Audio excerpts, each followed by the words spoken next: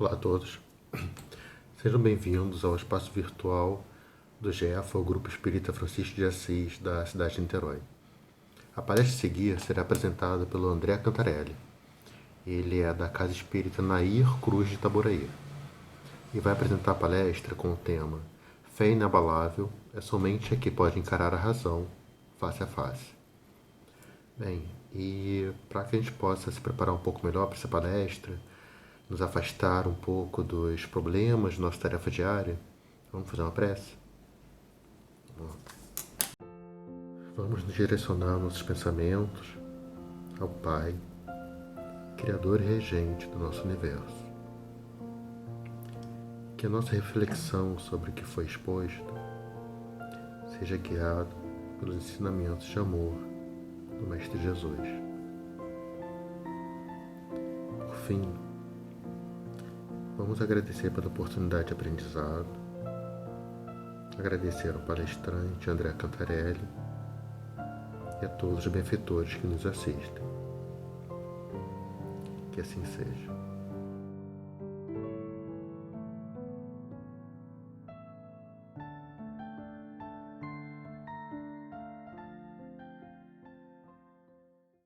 Olá, meus queridos irmãos e irmãs do Grupo Espírita Francisco de Assis e demais irmãos e irmãs que nos assistem nesta transmissão. Que Deus, Jesus e todos os benfeitores espirituais possam envolver a todos com sentimentos de paz, de fraternidade e de saúde. Eu trago um abraço da nossa querida Casa Espírita Nair Cruz para esta querida casa também, Francisco de Assis. O tema que foi proposto para este encontro é fé inabalável é somente a que pode encarar a razão face a face em todos os tempos da humanidade. É, sem sombra de dúvidas, uma das frases mais impactantes que nós vamos encontrar em O Evangelho segundo o Espiritismo, entre muitas, é bem verdade. Esta especificamente,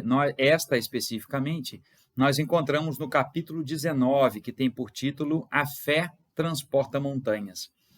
E Kardec começa este capítulo falando sobre as questões relacionadas ao próprio posicionamento de Jesus sobre a fé, contando reproduzindo aquele texto do Evangelho, onde um pai pede para que Jesus socorra o seu filho, porque o seu filho vivia atormentado por vários espíritos. E esse pai relata que já havia apresentado aos seus apóstolos, falando para Jesus, e, no entanto, eles não conseguiram afastar aquele espírito. E Jesus, então, imediatamente chega diante daquele jovem e ordena e os espíritos são afastados. E eles ficaram, os apóstolos ali, impressionados como que Jesus conseguiu e eles não. Naturalmente que ali ainda não tinham a proporção de fato de quem era Jesus exatamente. E aí Jesus vai dizer-lhes que o que faltava foi o momento que eles estavam ali para atender aquele jovem, faltou-lhes fé. E que se bastasse uma fé do tamanho do grão de mostarda, diria para esta montanha, saia daqui e vai para lá, e a montanha assim o faria.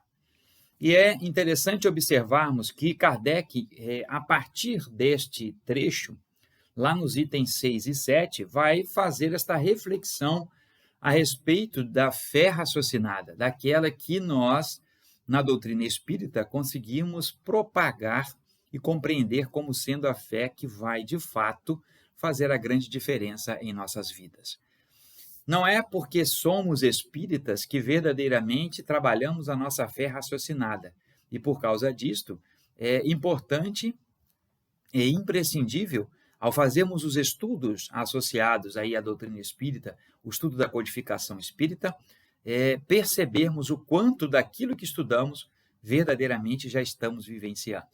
Porque nós não podemos perder a oportunidade de racionalmente compreendermos aquilo que estamos crendo, de aprofundarmos os nossos estudos para que cada vez mais fiquemos mais apropriados a avançarmos para mundos mais evoluídos, para retornarmos à espiritualidade, estarmos em condições espirituais melhores, para fazermos a diferença, não por sermos espírita, por sermos ou termos aqui ou acolá determinados títulos, mas por já termos compreendido as verdades da vida manifestadas pela própria palavra do Cristo e reconhecidas e reveladas pela doutrina dos Espíritos. Kardec, ao fazer esta reflexão, nos chama a atenção da importância, né, de termos esta fé compreendida em todos os postulados. A doutrina espírita ela é repleta de estudos. Toda casa espírita tem um grupo de estudos, se não 2, se não 3. Há casas que nós conhecemos que têm grupos de estudos durante todos os dias da semana, às vezes em 2 horários diferentes, para atender a diversos públicos. Exatamente porque nós compreendemos que, sem entendermos daquilo que estamos professando, nós podemos facilmente sermos iludidos ou deixarmos até de vivermos ou de vivenciarmos os postulados de uma doutrina quando nós não discutimos os seus dogmas. A doutrina espírita também tem seus dogmas. Às vezes nós encontramos algumas pessoas dizendo, não, a doutrina não tem dogmas. Tem. Tanto que Kardec pergunta, né, sobre o dogma da reencarnação em O Livro dos Espíritos para as entidades superiores. Nós temos o dogma da reencarnação, porém, não é o dogma pelo dogma, é o dogma porque o dogma em si é um entendimento basilar de uma doutrina. E que, no caso nosso, é extremamente discutido, extremamente estudado, extremamente comprovado o processo da reencarnação através de diversas comunicações de espíritos. Então, isto, mesmo que seja um dogma, de dogma não é problema se eu posso discuti-lo. O perigo da fé é quando ela se torna indiscutível. Eu tenho que acreditar por acreditar. E o passar da história vem nos mostrando que, verdadeiramente, o homem, enquanto ele não foi desenvolvido, né, ou não teve ali a necessidade de desenvolver a sua capacidade intelectual, ele foi aceitando várias verdades. Desde a antiguidade, nós vemos sempre o homem afundado, pode-se dizer assim, em pensamento muito da mitologia. E até hoje, até os dias atuais, nós vemos aí vários fenômenos acontecem nas nossas vidas e que as pessoas ainda associam a entidades da mitologia, né, a divindades da mitologia. Mas quando o homem começa a fluir, pode-se dizer assim, o seu entendimento, a sua percepção, e em paralelo a isso foram surgindo as descobertas científicas, e Kardec também teve uma tranquilidade muito grande em dizer que se porventura, ao longo do desenvolvimento da vivência da doutrina espírita, a ciência trouxesse alguma coisa que fosse, que comprovasse algo que está errado em a doutrina espírita, que ficássemos com a ciência. Porque este é o caminho natural das coisas. E muitas das vezes nós gostamos de bater no peito de uma forma orgulhosa, equivocada, e dizer que a nossa doutrina ela é ciência, filosofia, né, e religião, e não sei o quê, mas às vezes nós não nos colocamos numa posição de cientistas, de não discutir aquilo que já foi comprovadamente testado e retestado pela ciência. É o caso que nós estamos vivendo nos tempos atuais. Pessoas que ainda se negam a utilizar a máscara, se negam a fazer isolamento social, se negam a tomar a vacina, porque a vacina é isso, que a vacina é aquilo. Mas, ao mesmo tempo, é uma pessoa que se diz espírita, que bate às vezes no peito, como eu disse, dizendo ser de uma doutrina científica, né? Porque é cientificamente comprovado que a existência dos espíritos e tal. E aí, nós reportamos-nos a uma fase da humanidade em que o homem buscou esta ruptura com esses conceitos muito fechados de dogmas, que ficou conhecido como a Idade da Razão, associado aí ao iluminismo, que foi um movimento cultural, basicamente cultural, que deu movimento, né, que sustentou outros movimentos, inclusive movimentos políticos, revoluções, uma série de coisas. Por quê? Começou-se a questionar vários conceitos, e aí a maior parte dos conceitos que se tinha até o século XIX, né, pode-se dizer assim, a teoria que prevalecia sobre as coisas do mundo era a teoria criacionista. Darwin ainda estava longe de realizar apresentar a teoria evolucionista. Então, quando o século XIX, quando nós estudamos a doutrina dos espíritos, vemos ali o início, né, todo aquele caldo cultural, social, político, que surge a doutrina espírita, que era consequência das ações iniciadas ali no século XV, século XVI, século XVII, século XVIII, porque vencido o período das trevas, como ficou conhecido, o período medieval, onde durante tantos anos a perseguição foi estabelecida para que se levasse, né, o evangelho de Jesus, e aí ficamos observando que foi a base de sangue, né, e fogo, e lágrimas, e sofrimentos, que a bandeira da cristandade foi levada, que é aquele movimento que ficou conhecido como as cruzadas, terrível, pode-se dizer assim, e nós devemos cuidar muito para que esses tipos de movimentos não voltem, pela força mesmo, né, do caráter religioso que às vezes se coloca em determinadas doutrinas, o fanatismo que elimina qualquer possibilidade de tratados de paz, de convivências harmoniosas. Então, desde aquela época, né, e depois especificamente, o homem começa a verificar o quão danosa foi, né, ou quão danosa passou a ser a sua vida por conta dos postulados religiosos, porque a religião pode libertar o homem da sua ignorância, pode eliminá-lo, né, de uma série de problemas, mas desde que ela seja compreendida. Então, a fé é um artigo, né, muito específico.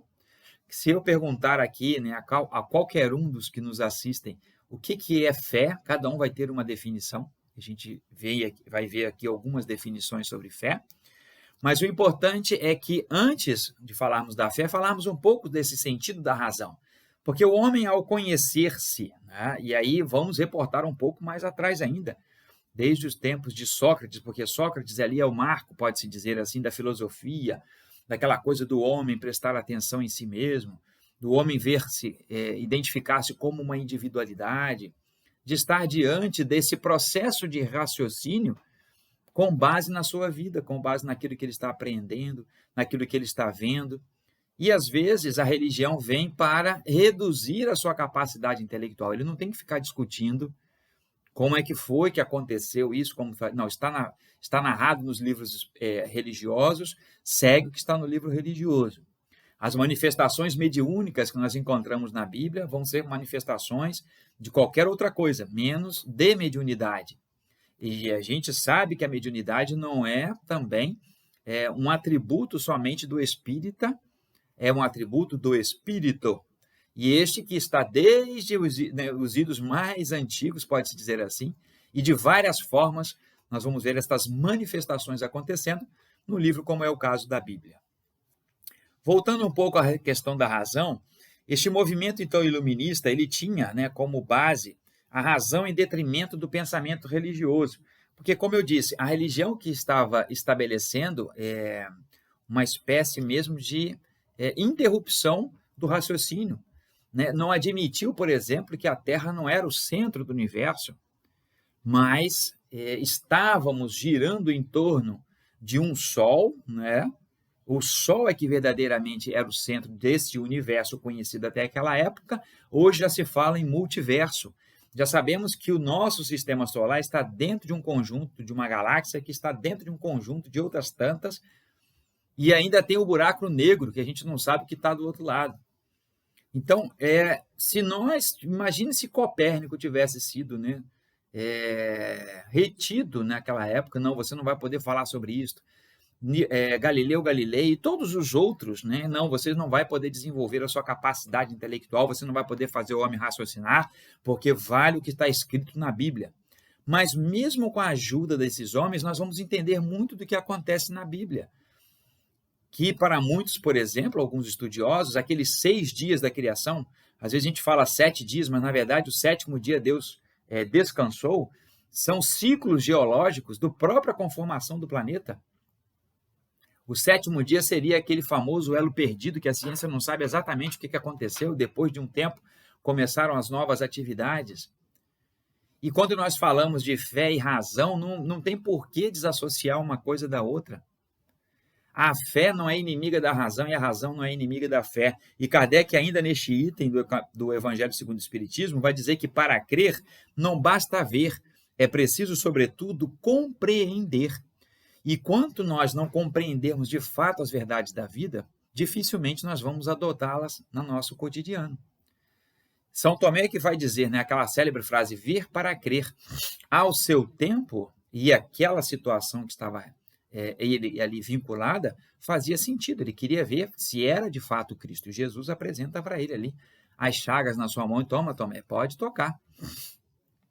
Foi a condição que ele colocou dentro do seu raciocínio para comprovar que verdadeiramente aquele que estava ali se apresentando era Jesus. Então, quando Kardec nos chama a atenção, além de dizer que fé inabalável só é aquela que pode encarar a razão face a face em todos os tempos da humanidade, ou seja, a minha fé encara a razão porque ela vai se apresentar e vai dizer, a minha fé está aqui, ó.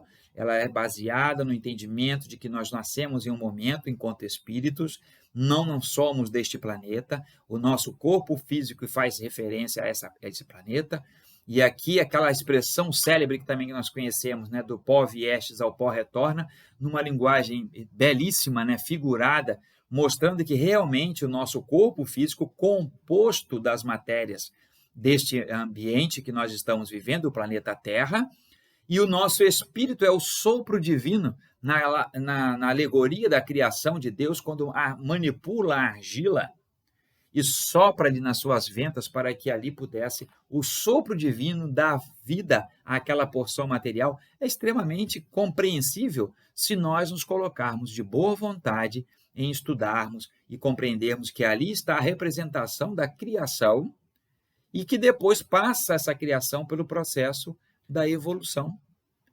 Porque também em nenhum lugar há uma obrigatoriedade. Ou você acredita na teoria criacionista, ou você acredita na teoria evolucionista. Podemos dizer que a doutrina espírita, ela acredita na criação e na evolução. Está aí o livro A Caminho da Luz, de Emmanuel, que não nos deixa mentir, mostrando aí a importância de compreendermos que houve um momento, um marco zero, e no tocante à questão do espírito, os espíritos mesmo dizem no livro dos Espíritos que onde aconteceu, em que momento foi, não se sabe. O fato é que aquele princípio inteligente que vem vagando, vem passeando, vem se estruturando por aí afora, um dado momento ele é individualizado e se torna espírito, cada um de nós. Este espírito entra no processo de evolução e, para tal, se ele está lá no princípio de todas as coisas, vai demorar mais tempo para chegar lá um pouquinho na frente, e aí, nesse sentido, nós identificamos o quê? A adaptação do espírito à própria matéria. Daí, a reencarnação inicial desses espíritos serem em condições físicas mais abrutalhadas. E é muito fácil quando a gente estuda a ciência mostrando o homem de Neandertal. É mais fácil compreender que houve uma criação em um dado momento, e aí, novamente, voltamos a Emmanuel, em O A Caminho da Luz, em que vai nos explicar exatamente esta situação, mostrando, né, que há um momento, há uma espécie preparada para isso, e aí toda a conformação, toda a construção, né, da própria geologia, da própria biologia, lá primitiva, dá início a uma espécie que mais tarde vai ser responsável, pode-se dizer assim, por receber o espírito. Então, há um processo de criação e há um processo de evolução. Não há nada de mal nisto, mas é preciso que racionalize o entendimento para que eu compreenda que Deus criou, de fato, todas as coisas e essas coisas evoluíram. Qual o problema nesse sentido? Então, o fato é que a religião quer negar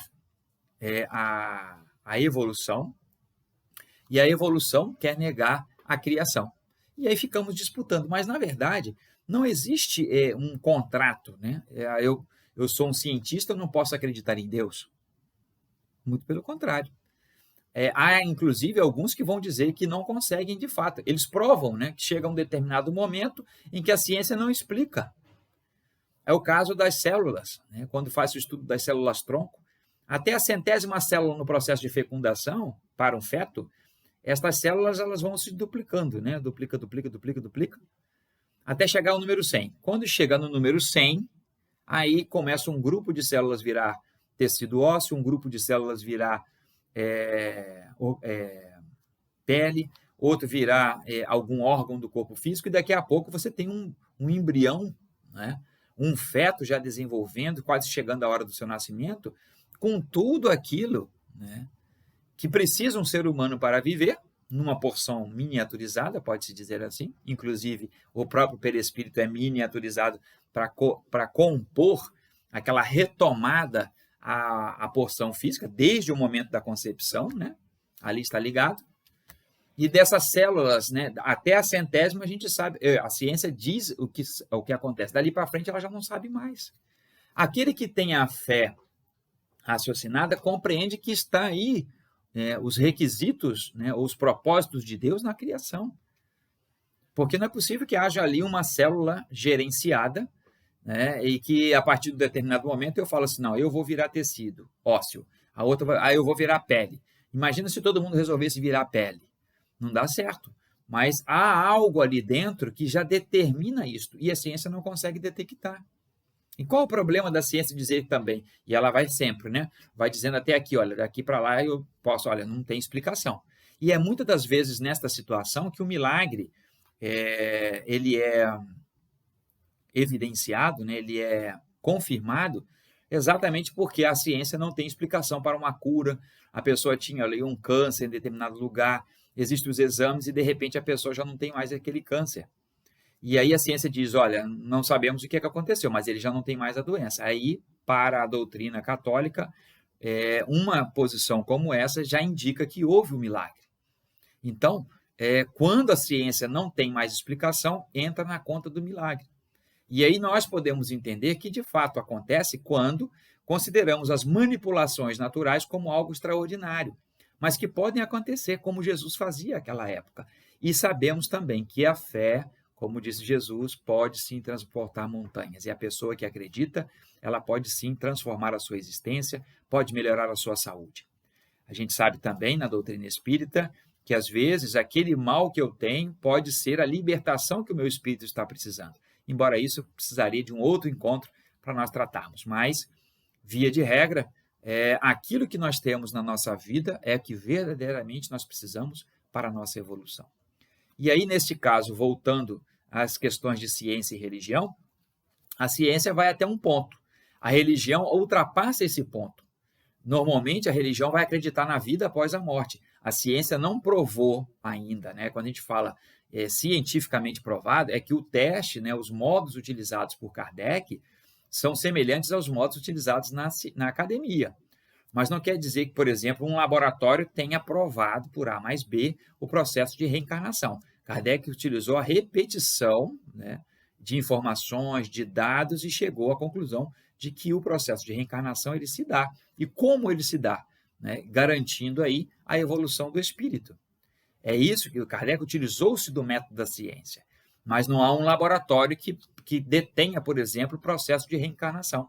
Aí eu vou colocar no tubo de ensaio aqui várias vezes, porque a ciência precisa testar várias vezes para poder dar o seu parecer. É por isso que ela não vai dar um posicionamento sobre aquilo que ela não consegue controlar. E aí é o momento em que, quando eu entendo, é um processo de fé. Eu sei que a pessoa é capaz de ser curada. Quantas pessoas a gente já não conheceu que se curaram através da sua fé, através da resignação? Então, quando nós falamos da razão, nós estamos falando de um processo natural da própria evolução do espírito. E que quanto mais desenvolvido for, mais coisas vai pensar, mais formas de viver melhor vai pensar. Estamos hoje, né, às voltas aí com tanta tecnologia de informação, comunicação. Por quê? Porque agora, né, nesse momento que nós estamos fazendo essa transmissão, porque nós buscamos o homem, né, através do seu raciocínio, do seu estudo, da sua capacidade intelectual, buscou se melhorar. E qual o problema de nós utilizarmos esta tecnologia hoje, por exemplo, para fazermos a nossa palestra, de nos aproximarmos neste momento em que precisamos ficar isolados? Então, não há problema nenhum em utilizarmos, através da religião, todos os benefícios da ciência, porque assim o é. Por exemplo, se nós estamos na casa espírita, há uma energia elétrica está ligada, é graças à ciência. Então, o problema não é a ciência, é o que nós fazemos da ciência, assim como também o problema não é a religião, mas o que nós fazemos da nossa religião. Porque os movimentos mais radicais normalmente se utilizaram, ou melhor, mal utilizaram-se dos preceitos religiosos, mal interpretaram ou interpretaram a seu bel prazer. Porque também aí há os de má vontade, né, pode-se dizer assim, como Kardec coloca lá na introdução do livro O Céu, o Inferno, não, o livro dos médiuns, quando ele fala sobre a questão do materialista, né, do materialista por má vontade. Ali a forma de se apresentar, né, da pessoa que ela faz força para ser materialista. Ela acredita, tem alguma coisa ali no fundo, mas ela quer fazer campanha, quer se dizer aí contrário ao materialismo, mas na verdade ele é um misto de materialista e também de pessoa de crença num processo qualquer de religião. Então, aquele materialista, por força, né, porque ele quer implantar no outro esta falta de sentimentos, e cada um pode viver, né, acreditando ou não acreditando naquilo que uma religião professa ou não. O que nós não podemos fazer é pegar essa religião e torná-la um instrumento de perseguição. E aí nós lembramos que, por exemplo, no processo de retomada dos conceitos mesmos da religião ou do Evangelho do Cristo, a reforma protestante vem como um processo de racionalização, de retomada, pode-se dizer assim, dos preceitos cristãos. O Fábio Conder Comparato, no seu livro chamado Ética, ele fala sobre esse processo, né, de racionalização. No momento em que Lutero começa a perceber que aquela institucionalização, né, a colocação ali a institucionalização da crença, pode-se dizer assim, mas essa institucionalização se afastando do Cristo verdadeiro, ele então propõe uma reforma. E esta reforma, né, é interessante porque ela faz com que haja, né, ali uma revisão de tudo aquilo que foi feito durante tantos anos, seguidos, né, pode-se dizer assim, pela Igreja Católica. Ele propõe uma reforma que hoje, se nós olharmos também a própria reforma lá no seu princípio, já se descaracterizou com o passar do tempo, daquilo que são as doutrinas hoje baseadas na sua reforma protestante. Então, é a mesma coisa, é a preocupação que nós temos que ter com a nossa doutrina espírita. Nós não temos nem 200 anos ainda.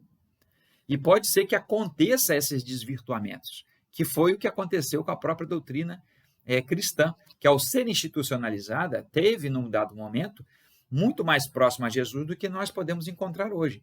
Há esforços de retorno a esta proximidade, sem sombra de dúvidas. Nós reconhecemos isto. Mas, se a religião, ela por si só, está afastando os seus fiéis do Cristo através das suas pregações, algo está de errado. Então, quando lá, né, nós vemos o próprio Lutero revendo esses conceitos, é porque ele chegou a um estado de raciocínio, de percepção de que aquilo estava fora dos padrões estabelecidos pelo próprio Cristo. E tanto, né, o Fábio Conder Comparato vai falar sobre os traços marcantes, né, daquela transição, que pode-se dizer, da antiguidade para a modernidade, foi exatamente o quê? A capacidade intelectual do homem. Então, o desenvolvimento do raciocínio do homem. E ali havia, né, naquela época, e até esses períodos aí, a predominância da religião sobre todas as coisas. Os maiores filósofos, né, que foram se desenvolvendo com o tempo, na maioria das vezes eram filósofos religiosos. Então, tudo que eles traziam conceitos e sentimentos e pensamentos muito de acordo com a religião. E isso, às vezes, embotava o desenvolvimento, a criatividade, por exemplo, porque a pessoa não podia desenvolver a criatividade, ela estava meio que proibida de desenvolver o pensamento crítico. E quão importante é para todos nós, e em todos os tempos da humanidade, o pensamento crítico. É ver as coisas e não aceitá-la de imediato, de pronto. É o caso das fake news atualmente, que está aí destruindo tantas relações, está afastando tantas pessoas, e está fazendo tantos irmãos e irmãs escorregar nesta casca de banana perigosíssima, porque não se dão o trabalho de raciocinar sobre aquilo que está sendo colocado. E aí são diversos segmentos, diversos pensamentos, a coisa está feia, está complicada. Mas por quê? Porque estamos reduzindo, mais uma vez, a nossa capacidade intelectual. Estudar está cada vez mais penoso.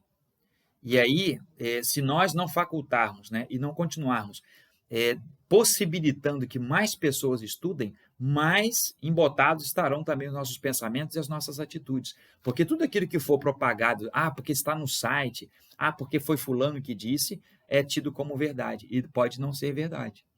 Então, ele vai falar, no caso, o Fábio, né, no livro Ética, deste processo, né, de predomínio que existiu, e ele vai destacar que isso aconteceu ali na bacia do Mediterrâneo.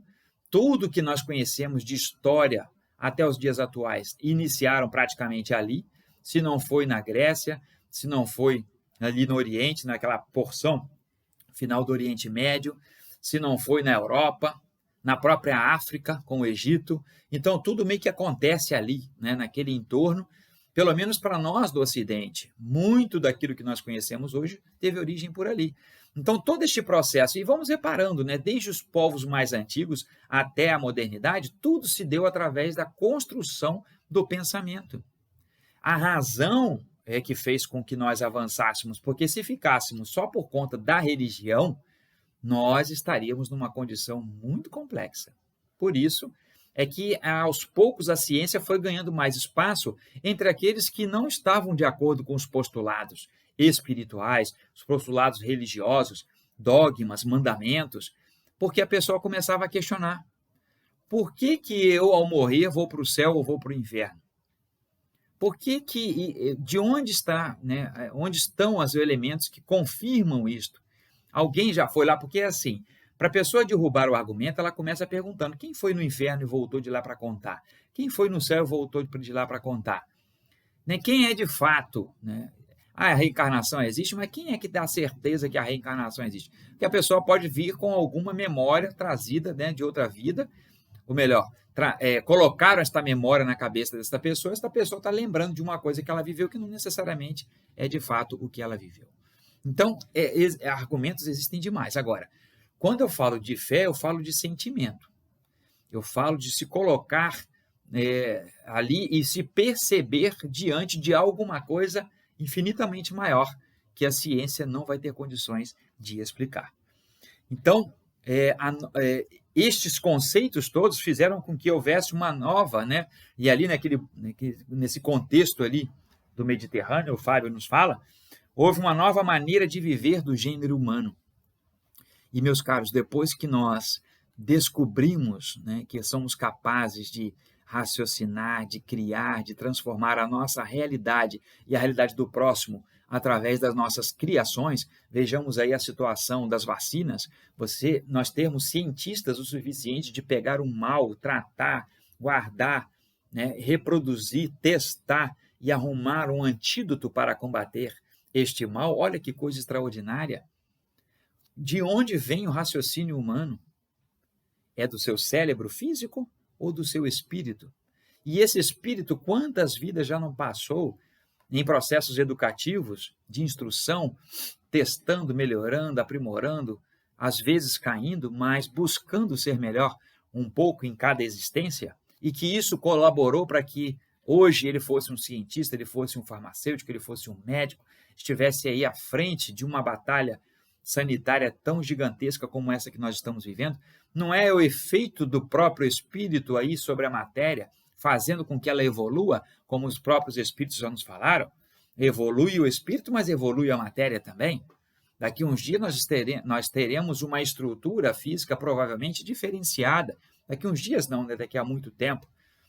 Com funções outras, né?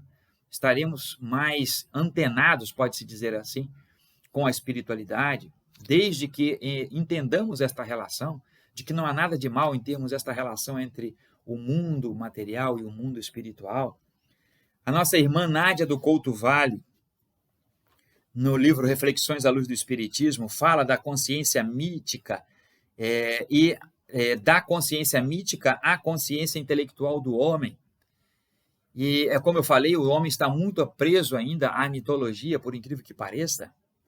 Ficamos aguardando que algo sempre de extraordinário possa nos acontecer, quando nós já sabemos a lição que verdadeiramente todos nós precisamos levantar e fazer aquilo que nos cabe fazer. Esse é o nosso papel, essa é a nossa vida, a nossa importância. Então ela vai dizer nesse livro, num trecho que fala especificamente dessa transição da consciência mítica à consciência intelectual, vai relembrar de Sócrates como o fundador da razão, como aquele que fez com que o homem se encontrasse em si mesmo, não é? Lembrando sempre que a frase que remetemos a Sócrates estava no templo de Delfos, né? O conhece-te a ti mesmo e conhecerás os homens e os deuses. Inclusive, a continuação desta frase é muito interessante. Conhece-te a ti mesmo e conhecerás os homens e os deuses, porque ali estavam num ambiente ainda politeísta. Então, é muito interessante lembrarmos disso. Sócrates estava naquele ambiente que tinha esta frase. Esta frase não necessariamente é de Sócrates, mas a partir dela, certamente, ele fez muitas construções. Platão vai dizer que somente por nós mesmos é que conheceremos a autenticidade de cada coisa, destaca Nádia, porque se nós não conseguirmos identificar interesse sobre alguma coisa, nós não vamos avançar. É o caso da nossa doutrina. A gente, quando adentra a doutrina espírita, vem cheio de dúvidas. Quando a gente, alguns casos, né, tirou aquelas dúvidas, muitas pessoas vão embora. Mas quando aquela dúvida é mais do que uma dúvida, é uma compreensão, você consegue ali perceber o quanto você pode melhorar a partir do tanto que você está estudando, mais você vai querer estudar. Essa que é a verdade. E aí ela vai chamar a atenção nesse item que a ciência traz a consciência do indivíduo e o materializa, e materializa o ser. Mas a ciência não é capaz de excluir o espírito. Não é possível. A ciência não vai excluir o homem, né? O espírito da matéria, porque ele está ali devidamente ligado. O que ela pode dizer é que não existe nada além do corpo físico. Morreu, acabou. Porque, para efeitos da ciência, de fato, nós não vamos retornar àquele mesmo corpo material que nós tínhamos em existências passadas. Por isso, só se vive uma vez. Só vou viver uma vez como o André. Provavelmente, numa outra existência, teria um outro nome. Uma outra porção física a ser ocupada, porque esta aqui, uma hora vai acabar. Ela vai se terminar. Então, como o próprio Jesus diz, né, só se vive uma vez, sim. Como o André, só se vive uma vez. Agora, o espírito vai viver várias vidas, não é? Numa sexualidade, numa outra sexualidade, numa capacidade intelectual, noutra capacidade intelectual, numa cor de pele, noutra cor de pele, e assim sucessivamente. Não é? E aí, Lamartine Palhano Júnior, agora falando um pouco de fé, no livro Teologia Espírita, no capítulo 10, que fala sobre as virtudes teologais e ações cristãs, ele vai remeter-nos àquela questão da fé religiosa como uma fé cega, aquela que eu falei no princípio, né? Fé cega em dogmas, segue padrões religiosos, né? Principalmente os padrões religiosos cristãos. Eles nos fecham, às vezes, se a gente não tomar cuidado, vai nos fechar em posicionamentos, né? Em dogmas, em ideias, e aí ficamos com a nossa fé cega. E aí ele vai chamar a atenção à fé raciocinada, que é a proposta da doutrina dos espíritos, a doutrina espírita, e conclui a partir daquilo que o próprio Kardec falou, que é o tema daquilo que nós estamos estudando nesta noite. Fé inabalável só é aquela que pode encarar a razão frente a frente, em todos os tempos da humanidade. É isso que nos torna a nossa fé inabalável, porque diante, inclusive, do sofrimento, nós vamos entender por que sofremos. Porque algumas pessoas, ao perderem seus entes queridos, por exemplo, meus irmãos, deixam as religiões. É muito comum nós vermos uma pessoa, num momento de dor, perguntar por que Deus fez aquilo com ela. Por que Deus tirou aquela pessoa dela? Na verdade, nós não somos de ninguém. Ninguém é de ninguém, né? Como diria lá a música. Mas também nós não somos propriedades uns dos outros e nós não estamos aqui para sermos propriedade de ninguém. Nós estamos aqui para convivermos uns com os outros e melhorarmos a nossa condição de vida. É isso que precisamos. Melhorar a nossa condição de vida espiritual, né? Acrescentando aí. E aí ele vai dizer o seguinte, que a fé é força que surge na própria alma, como uma certeza instintiva da providência e sabedoria de Deus. Eu sei que Deus existe por sentir Deus e por ver Deus em tudo aquilo que eu vejo na natureza. As manifestações naturais, o ar que eu respiro, todo o processo da minha digestão, a forma de reprodução humana, tudo, né, de todas as espécies, de todos os mamíferos, dos não mamíferos, das árvores, de todos os vegetais, de tudo isso, se eu não consigo identificar aí a divindade, eu tento explicar por A mais B, e aí vai faltar sempre explicação. Eu não consigo chegar a concluir absolutamente nada se eu parto simplesmente dos princípios materiais. Eu tenho que perceber que há algo a mais àquilo que nós estamos vendo. Lembramos aí do André Luiz, quando, de tanto sofrer lá no umbral, ele fala assim, não é possível. Se eu estou me sentindo aqui, percebendo essas perseguições, essa gente me chamando de suicida, é porque existe algo a mais do que isso, ou de tudo aquilo que eu já compreendi. Foi exatamente o momento em que a luz se fez para ele, e Clarencio estava ali para socorrê-lo. Mas era preciso o quê? Foi preciso que ele raciocinasse, foi preciso que a sua razão entendesse que há algo a mais do que simplesmente a materialidade. No livro Depois da Morte, Leon Denis vai nos dizer o seguinte, que a fé esclarecida é um farol poderoso que ilumina com uma viva claridade a estrada a percorrer. Olha que coisa maravilhosa. Não se adquire esta fé sem ter passado pelas provas da dúvida. Olha aí a razão. Por todas as dúvidas que vêm visitar os investigadores.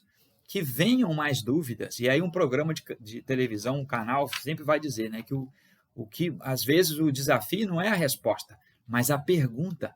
É aquilo que se pergunta é que vai provocar a resposta.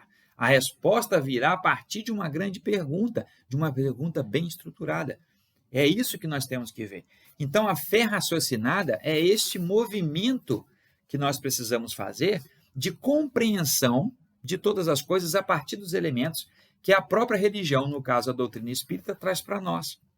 E toda e qualquer religião que esteja querendo, né, visualizar este entendimento pode compreender, porque nada impede, meus irmãos, nada impede de chegarmos através da razão, através da nossa intelectualidade, de vivenciarmos a nossa fé. Não há problema nenhum.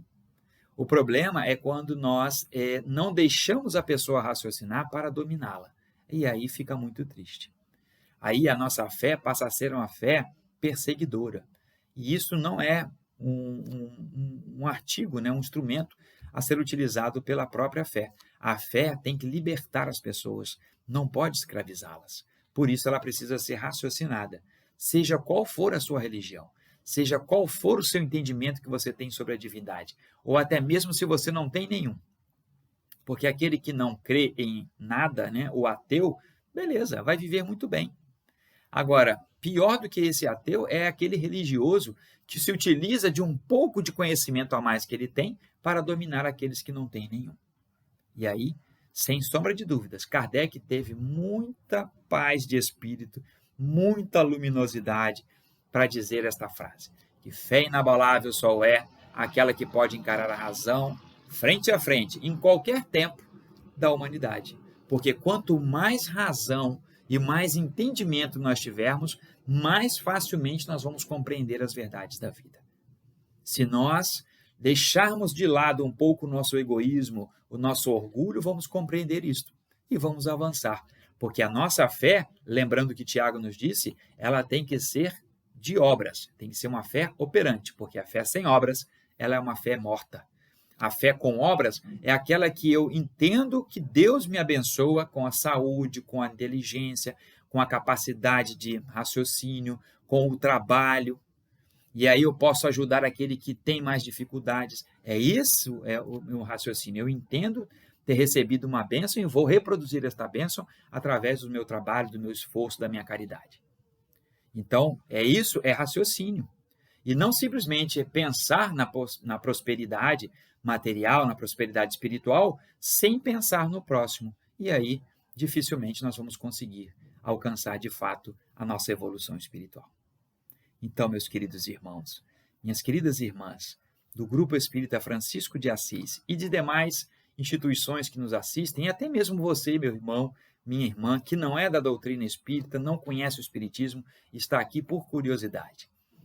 Que Jesus possa tocar os nossos corações, religiosos ou não, para que, compreendendo as verdades que Ele estabeleceu para nós, reveladas pela doutrina dos Espíritos, possamos fazer o melhor por nós mesmos e pela humanidade onde nós estamos inseridos.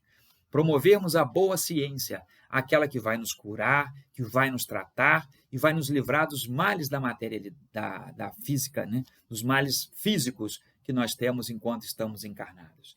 Ao mesmo tempo, desenvolvermos numa nossa religião o pensamento de uma fé crítica, de uma fé raciocinada, não aceitar pelo aceitar, mas compreender que há coisas que vão além daquilo que a ciência estabelece. Meus queridos irmãos e minhas queridas irmãs, que possamos colocar o nosso raciocínio, a nossa intelectualidade a favor do bem, da caridade e da fraternidade. E não vai nos faltar oportunidades de mostrarmos, através da nossa vida, através da nossa vivência, o quão bom é termos esta fé raciocinada, esta fé que nos impulsiona e que nos garante um lugar muito bom lá na frente na espiritualidade, pelo menos numa tarefa, ao chegarmos à espiritualidade, sabendo de que não vamos para o céu, não vamos para o inferno, mas vamos para um espaço espiritual ao qual a nossa mente, a nossa condição moral vai nos conduzir. E ali darmos continuidade ao nosso processo de evolução. Eu agradeço, meus queridos irmãos e irmãs, pela oportunidade de nos reencontrarmos no Grupo Espírita Francisco de Assis, pela oportunidade da sua atenção e por mais uma vez conseguirmos estudar e vivenciarmos aquilo que Jesus trouxe para todos nós. Eu desejo muita paz a todos, recomendo que todos continuem bem, saudáveis, se protegendo, cuidando uns dos outros para mais tarde estarmos novamente reunidos nesta casa de muito amor e de muita fraternidade. Muita paz a todos, meus queridos irmãos e irmãs, e mais uma vez e sempre, pela atenção de vocês e pelo carinho, o meu muito obrigado. Muita paz. E a nossa prece de hoje será através de uma poesia. Poesia essa retirada do livro Antologia da Espiritualidade, pelo espírito de Maria Dolores e médium Francisco Cândido Xavier. Ela tem como título Louvor e Súplica. Deus de eterna bondade, em prece de louvor, entrego-te minha alma. Sê bendito, meu Pai, por todos os recursos, ferramentas, processos e medidas dos quais te utilizaste, a fim de que eu perceba que tudo devo a ti. Agradeço-te, pois, o tesouro da vida, a presença do amor, a constância do tempo, o sustento da fé, o calor da esperança que me acena ao porvir, o santo privilégio de servir, o pensamento reto que me faz discernir o que é mal e o que é bem, na clara obrigação de nunca desprezar ou de ferir alguém. Agradeço-te ainda a visão das estrelas a esmaltarem de glória o lar celeste, as flores do caminho, os braços que me amparam e os gestos de carinho dos corações queridos que me deste. Por tudo te agradeço, e quando te aprouver despojar-me dos bens com que me exaltas, ensina-me, Senhor, a devolver tudo que me emprestastes, mas por piedade, ó Pai, deixa-me em tudo, por apoio e dever, a bênção de aceitar e o dom de compreender. Muita paz para todos. Que assim seja.